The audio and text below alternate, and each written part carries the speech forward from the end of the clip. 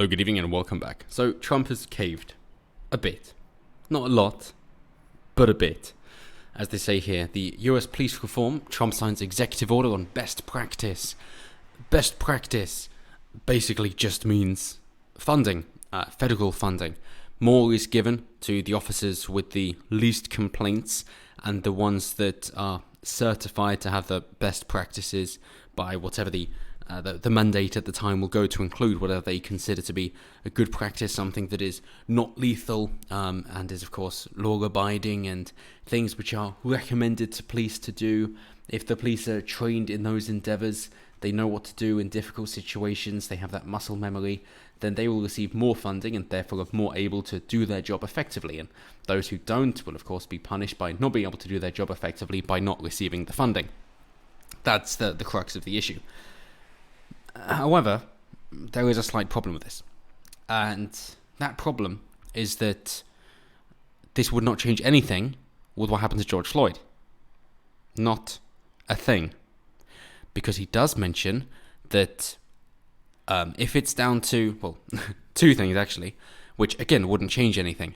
One is that they were looking into new, less lethal weapons to prevent deadly interactions, and also that they would have social workers going alongside the police officers for things that are non-violent, things like homelessness and drug addiction. Fantastic. So what he wants is that if the offender is non-violent, not resisting arrest, there's a social worker there. Not relevant to George Floyd. They would use less lethal weapons, basically tasers instead of guns. George Floyd, again, not relevant. They would be using the practices which have been shown to not be lethal, not be harmful, but are instead effective in restraining the perpetrator, which is exactly what the neck hold was and was proven to be so, as I've mentioned beforehand in the 2012 study, because there were concerns, but it was shown to be perfectly fine, and that's why it was actively encouraged to be used, especially against somebody that you didn't want spitting on you, somebody who is possibly infected with a myriad of things, most notably of recent, of course, being the coronavirus, the CCCP flu. And if you have someone like that, you don't want them to be looking at you, spitting at you, coughing at you, breathing on you, whatever that might be. And therefore, the practice that was suggested and encouraged is exactly what Derek Chauvin did. So none of this whatsoever would have stopped it from happening. And it's exactly the same that we see from so-called gun reform. It's like, we should ban these weapons and limit the size of the clip, because they don't know what a clip or a magazine are. Okay, cool. Would that have stopped this mass shooting? No, it wouldn't, because the weapons were illegal in the first place. Right. Does it stop somebody being able to defend themselves? Yes, it does. Right. Not really making any difference then, but it is exactly the same we see here. And with so-called chokeholds, if you will, it's largely a misnomer. Obviously, if you're trained in grappling, I always say Brazilian Jiu-Jitsu, then you can put somebody in a chokehold. You know the signs to look for, you know if they pass out, then you can just roll them over, you get back on the back, then you're restraining them. If they're then fighting back and you're concerned you're going to lose control, you can roll back underneath them, choke them out again, they pass out, roll back on top, rinse and repeat until you have enough help there. But in that time, you should be able to restrain them more effectively. But if not, more help will be on its way, in which case that more people will be able to overpower the person who's resisting, and justice will be able to be served in a courtroom. That is the idea behind it. But for what they call chokeholds here, the better name would be neck restraints, really. Because there is no choking involved, just like with the George Floyd incident. No choking was involved. And the, I suppose, black comedy about this is that he'll probably be put down as a COVID-19 death, given that he had those symptoms. He said he had it. It seems as if he did have it. And therefore, he died from a lack of oxygen, which is what you would die from when your lungs seize up from the cytokine storms. In which case, yeah, he's a coronavirus death. So Did Derek Chauvin kill him? No, of course not. Does that prevent the messaging saying that Derek Chauvin killed him? No, of course it doesn't. However, and at this point, from what I've seen, what I've read, what I've heard, I sincerely hope that Derek Chauvin has, of course, been charged with second-degree murder. He will go to court. The evidence will be portrayed, and hopefully the lawyers can actually show all the evidence. It will show that he did not kill George Floyd. Instead, he was doing exactly what he was told to do. He got help as soon as he could.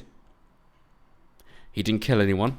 He did the right thing against a copper that was resisting arrest and not able to sit still in the back of a police car. Previous video if you want to know more about that. At which point, he should not be convicted, but instead, he should be set free as a free man, proven that he didn't kill anyone, or at least not kill George Floyd in this instance. And then, I hope, he hires a huge team of lawyers who will just go through article after article, statement after statement, spokesman after spokesman, going through every single time that they've said Derek Chauvin killed George Floyd, and just sue the crap out of them. And this will correlate very closely with how much the company is worth, but the trick to doing it is to frame it in how many people did this affect, and therefore, given how believable it is and how wide the audience was, that would then affect Derek Chauvin's hiring prospects in the future. And if it's a bigger company, they've got a bigger audience, and they can afford more, but any statement they make will be believed by more people, and therefore Derek Chauvin won't be able to be hired by anybody.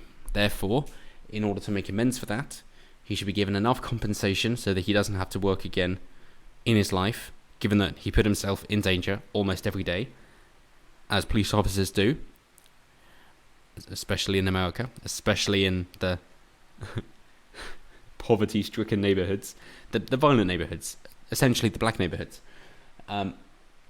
And because of that, he can't work again because of the backlash. So he should sue all those companies, and of course the lawyers. Yes, they then have a hard time and not be able to get any work in the future, possibly. In which case they'd be getting a cut of it, and they'd be set for life as well. And I'm saying he can hire a whole team of them because there's so much to go through. Of just saying, oh, this person or this company, like the BBC, said Derek Chauvin killed George Floyd. Here it is. Here are 30 more examples from all the different analysts. It depends if they're going to be viewed as one company then, in which case you sue them because they said it and it's factually inaccurate and they couldn't report on it as fact at the time, and they didn't say allegedly, they stated it as fact, hence libel or slander whether or not they said it or stated it. So case closed, bring the money in. And with any other company as well, not just news outlets that have said that Derek Chauvin killed George Floyd. The same with a load of the politicians, either side of the aisle, whether they're Democrat or Republican, whether in Britain they're Conservative or Labour, whoever it might be, internationally, go after every single one of them. And I hope he's really rolling in it. He should be raking it in after this, if it's found that he did nothing wrong. And given the situation, the circumstances, I've heard the arguments, and that they're very emotional, to say that he did something terrible and that kind of thing should never happen. But I haven't been given a good counterpoint, and I've only seen reasons for why he did it, and that he was actively encouraged to do so given the prior training and knowledge that what he did does not result in death, and the fact that he did not kill George Floyd. If the shock of the situation of being arrested is what killed him, which is the closest you could get, that is not the police officer's fault. You cannot blame a police officer because the shock of being arrested is what killed the perpetrator. That's because the perpetrator committed a crime and they can't handle it. That is not the police officer's fault. So they mention what other reforms have been proposed. Nobody cares.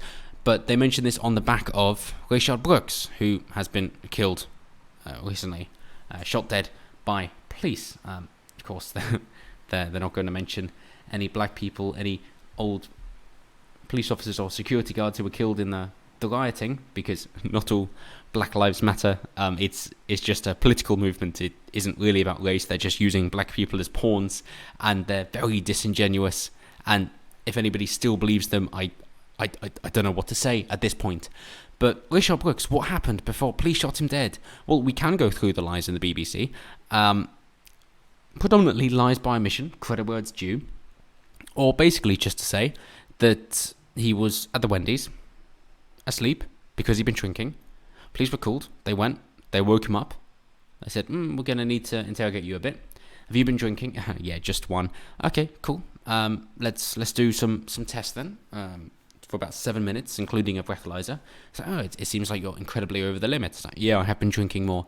Okay, it's not okay to keep drinking, and drink driving is a crime because you're endangering other people, in which case we're going to have to take you in. And at that point, Rayshard Brooks said, oh, hell no, and decided to fight back against the police. Thankfully, the officer at the time did call for backup, but nonetheless, Rayshard Brooks, large man, did overpower them. And then, not only did he decide to try to leg it, but he also stole one of the policeman's tasers and aimed it at him and tried to fire it. You can hear that and see that in the video. That you can hear the crackling, see the lights as well. Maybe he just didn't know how it worked, thank goodness. So he was trying to incapacitate the police, and who knows, maybe he would have run, maybe he would have incapacitated the police so that he can then grab the weapon that he was going for. Either way, he was endangering the police officer's life. If you endanger anyone's life, then your right to live is gone. It's out the window. You have forfeited your right to live as soon as you're endangering somebody else's life like that, through malice and pure intent. And that is exactly what he did. So the police go, okay, cool. It seems like we can't trust him to comply. We've tried to grapple him down. At this point, it seems like he's either going to attack us again, and now he has a weapon, or, because this shouldn't be a shooting of an unarmed black man, or he's going to leg it. He is still armed. He could take hostages, as I mentioned before with George Floyd. Who knows what on earth he would do then? In which case the police did shoot him. They called for paramedics, and that is why he ended up dying during surgery and not at the scene, because the medics were called as soon as possible. This response, after this, resulted in, as we see, the Wendy's drive-thru restaurant being set on fire. Wendy's, which had absolutely nothing to do with it, was then razed to the ground. And it's this kind of response which surely reminds you of the old statement that we don't negotiate with terrorists, because that is exactly the case of what's happening here. So as they say, Brooks was taken to hospital, but died after surgery. Okay, so yes, everything was done by the book. It was followed, and yet Brooks died, of course. And then they like to mention it. Oh, he'd been celebrating his daughter's birthday that night. Seems like a shit father then, if he's going drink driving. Very drunk. Doesn't seem to be like such a wholesome family man, and he's a father of 3 daughters, ages 1, 2, and 8, and a 13-year-old stepson. Right, let's not go into the family problems that are there, and of course ever present within the black community. And they just try and pile on the emotional appeal, saying his children were oblivious to what had happened. Well, yeah, but then again, if you got a guy like that going out breaking the law, and you know he doesn't have any respect for police, then you know he's probably the type to resist arrest. If you know he's the type to attack police, then surely you know his days are numbered. Surely you know, this guy seems to be a lot of trouble. Maybe I shouldn't have children with him. But then again, you still will, apparently, if you're in that mindset. That it's an incident like this which does not prove racism under police, and the guy in question has been fired. It proves preferential treatment towards blacks, and we've known that for a long time anyway, but the same goes here.